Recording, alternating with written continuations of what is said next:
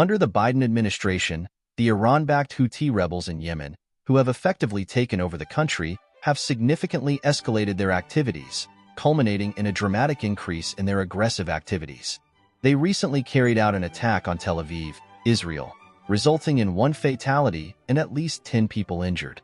The assault marks the Houthis' first deadly strike into Israeli territory, reflecting a troubling widening of their actions. The Houthis have also expanded their offensive operations to paralyze maritime traffic, with more than 60 attacks on ships navigating the Red Sea, and have issued explicit threats against vessels traveling to Israel, further heightening tensions in the region and forcing massive disruption in commercial maritime traffic. Ships, increasingly unable to acquire insurance, are now forced to detour around the continent of Africa. The Biden administration played an important role in empowering the Houthis. First, it started by reversing a key policy from the previous Trump administration. Shortly after taking office, on February 12, 2021, Secretary of State Antony Blinken officially removed the Houthis' designation as a foreign terrorist organization. This decision marked a significant shift in U.S. policy. It delisted a group that, according to a Yemeni government intelligence report, has close affiliations with al-Qaeda and ISIS and, according to other reports, regularly commits war crimes, here, and crimes against humanity. The Houthis, furthermore, are significantly backed by Iran. It ensures that the Houthis remain well-armed, while the Biden administration, in turn, keeps the Iranian regime financially supported.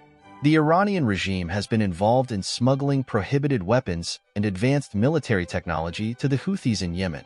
A Reuters report highlights that Iran's Islamic Revolutionary Guard Corps, IRGC, which the U.S. State Department has designated as a foreign terrorist organization, is a major supporter of the Houthis. The IRGC has been increasing its arms supplies to the Houthis through Oman, including providing them with anti-tank guided missiles, sniper rifles, cruise missiles, and attack drones. Iranian officials have openly acknowledged their support.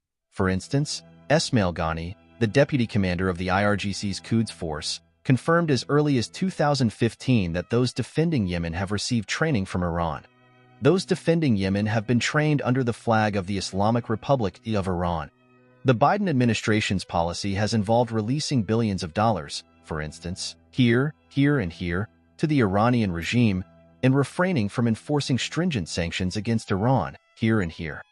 The influx of funds has doubtless enabled the Iranian regime to allocate substantial financial resources towards supporting and arming the Houthis as well as Hamas, Palestinian Islamic Jihad, and Lebanon's Hezbollah. By easing financial constraints on Tehran, the administration's actions have directly bolstered Iran's ability to provide the Houthis with the necessary weaponry to intensify their operations. This flow of capital has not only sustained Iran's regional influence, but is also prolonging the conflict in the region. The U.S. Navy, thanks to the Houthis, has reportedly been facing its most intense combat since World War II, and has reacted by destroying 3 small boats whose crews attempted to board a container ship in the Red Sea. A 4th boat fled the scene. Responding to the Houthis was left to little Israel. Last week, its Air Force targeted Yemen's port city of Hodeidah in an attempt to prevent the ongoing delivery of weapons to the Houthi militia by Iran. The Israeli bombing raid on Saturday evening ignited huge fires at oil and gas storage tanks in Yemen's port of Hodeidah, on the country's Red Sea coast. Israel also targeted an electrical station and cranes that load and unload cargo at the port, according to officials in Israel and Yemen. Israel's Prime Minister Benjamin Netanyahu said the Hodeidah port was the entry point for weapons that are supplied by Iran to its Houthi terrorist proxies. The Houthis have used those weapons to attack Israel, to attack Arab states in the region, to attack many others. Yet, not one senior U.S. official, not U.S. President Joe Biden, Vice President Kamala Harris, nor Secretary of State Antony Blinken, bothered to greet Israeli Prime Minister Benjamin Netanyahu, the Churchill of the Middle East, at the airport when he landed this week in Washington, D.C. In an additional snub, Harris boycotted his speech to Congress. A former U.S. military official, speaking to CNN on the condition of anonymity, criticized the current approach, likening it to past unsuccessful efforts. The U.S. campaign against the Houthis appears to bear the hallmarks of many of these highly circumscribed, scrubbed campaigns of the past where we seek to avoid causing them actual pain. The Trump administration's assassination of Qasem Soleimani, the head of Iran's IRGC, led to a halt in Iranian provocations against the U.S. for the remainder of his presidency. To effect meaningful change in the Houthis' behavior, it will unfortunately be necessary to deliver more decisive actions. Without the U.S. significantly diminishing the Houthis' military capabilities, as well as those of Iran, both will continue to present a considerable threat. The U.S. administration needs to take decisive action, starting with targeting the leadership of the Houthis.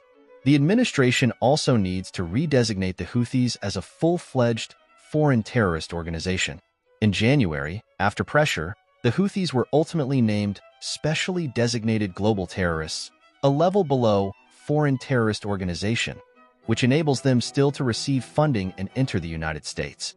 This week, however, there has been bipartisan pressure to relist the Houthis as a foreign terrorist organization, but the fate of such a bill in the U.S. Senate is uncertain. In addition, to prevent further escalation, the U.S. must focus on addressing the root cause of the turmoil, the leadership of the Islamic Republic of Iran and its IRGC.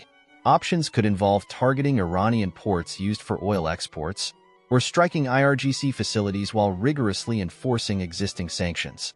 By aiming at Iran's critical oil infrastructure or military bases, the U.S. could send a clear message to Tehran, pressuring them to halt their support for the Houthi insurgency. So far, the policies and decisions of the Biden administration have directly strengthened both Iran and the Houthis. By refusing to enforcing stringent measures, the Biden administration has provided these groups with all the support and resources they needed to redouble their hostilities without significant repercussions. Given the growing threat posed by these developments, and especially Iran's nuclear weapons program, it is imperative that the U.S. take decisive steps to address the issue effectively before the situation further deteriorates into an even larger international crisis.